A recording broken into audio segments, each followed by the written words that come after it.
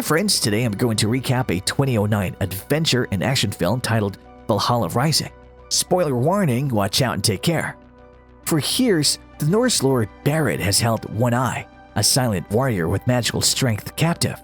One Eye kills his captor with the help of Eirik, a young slave, and the two escapes together, embarking on a trip into the heart of darkness. The film is divided into 6 sections. Wrath is part 1, Silent Warrior is part 2, Men of God is part 3, The Holy Land is part 4, Hell is part 5, and The Sacrifice is part 6.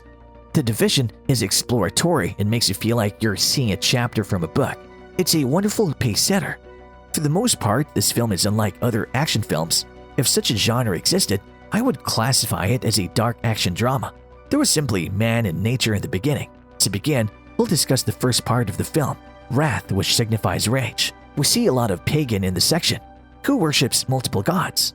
On the other hand, we can witness One Eye, a prisoner who is a fighter and is at the mercy of his captors, compelled to compete in vicious bouts. He is too strong for a lot of people to handle. His handlers are still afraid of what he can do, despite the fact that he is caged and chained like an animal. There, 2 chef's tribes and their 2 prisoners are fighting for his chief's money. Following that, Edward dispatched his soldiers to the pagan tribal chief in order to extort money from him because Edward's prisoner had won the fight. The pagan ruler gave the money to the guys and then sent his second prisoner, One Eye. One of the boys was about to open one of his eyes, but the 2 inmates grabbed him and dragged him back to the ground where he was severely beaten. Then One Eye held one between his knees and beat him while the other held one behind his back, but he bit the first prisoner and captured the second, and now he's attempting to murder him. Edward realizes he's already losing the fight after watching it. One Eye was holding the prisoner's neck in a chain and was about to kill him. They shackled him and put him in a cage again after that fight. One of the eyes had a dream about standing on water. They kept One Eye with them again the next morning, and they took a break beside a pond on their trek. One of his eyes took a dip in the pond where he discovered a sharp spare nail, which he swallowed. He took it out of his mouth and attempted to shape it when he returned. He had another dream in which he was transported to another location. The next morning, Edward and Arthur, 2 chiefs of tribes, make a choice in which Edward wishes to imprison one of his eyes. Arthur's soldier has one eye on Edward, and the boy is with him as well. While this one eye was opening, the spare nails were piercing all of his chains. Nobody knows where One Eye comes from. He's an extremely dangerous man. It's possible that the youngster who was given the nickname One Eye lost his eye. Following in the footsteps of One Eye's captors, the boy becomes One Eye's voice. He had a dream in which he saw himself in a boat when they were both sleeping. The film then moves on to the next segment. This part depicts One Eye as a free man under the name Silent Warrior. Do you notice a Christian tribe when they take a step forward? The chief asked One a question, but he did not respond. He sent his son to fight alongside with him, but when he saw him, he stood in front of him and took the hammer from him. As a result, he didn't approach him in front of him. The chief then took a step forward, and when the youngster asked if he had a name, he replied that his name was One Eye. The chief summons them both and tells the youngster, "You're free now. What do you want to do after that?" "I want to go home," the boy said. "Where is your home?" the chief inquired. He said, "I'm not sure." Chief of Christ said that if you wish to come with us to a pure area, God will forgive all of your sins. We need warriors like you on our side. The chief inquires once more about where he, One Eye, came from.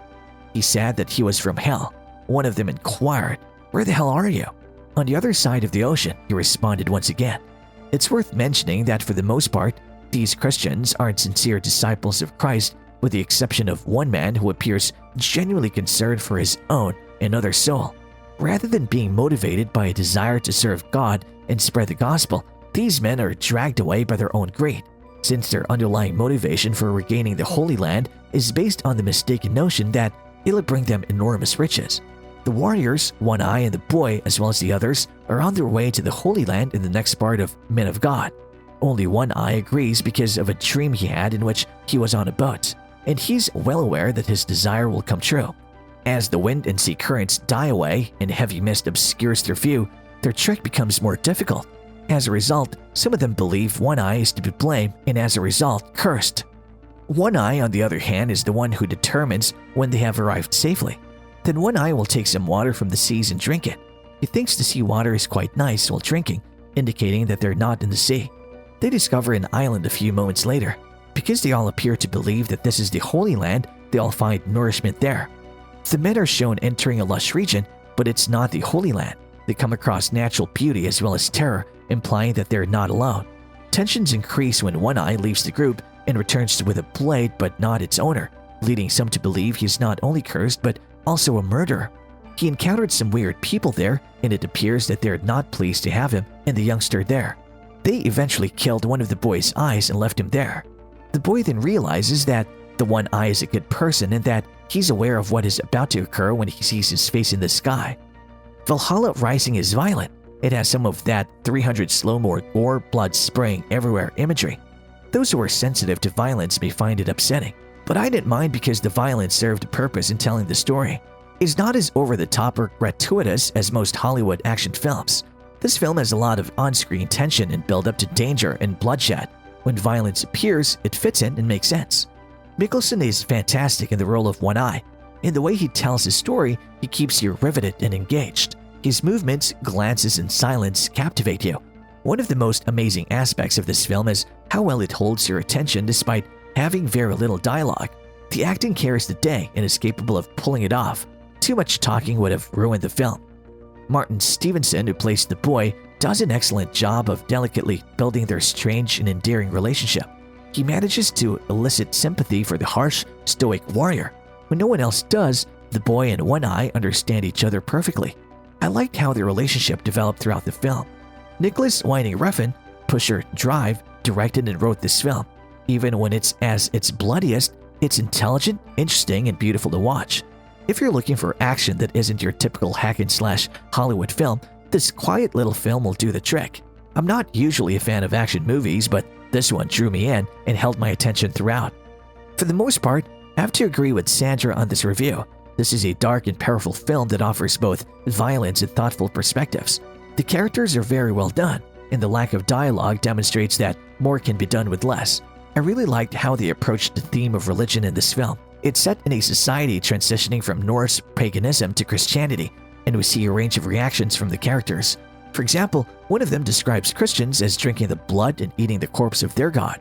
Meanwhile, the priest character is able to explain Christianity in the most basic terms, whereas the crusade leader develops a rather megalomaniacal view of his task of retaking the Holy Land. My only criticism of the film is that the pace slows down in a couple of sections. Perhaps a couple of minutes of people walking around landscapes could have been cut. Also, the lack of dialogue makes it difficult to understand what's going on in certain scenes. We have characters who disappear and then reappear, leaving me perplexed as to what happened to them. Aside from those minor issues, Valhalla Rising is a fantastic film that's well worth watching for the entire 90 minutes. Historical accuracy.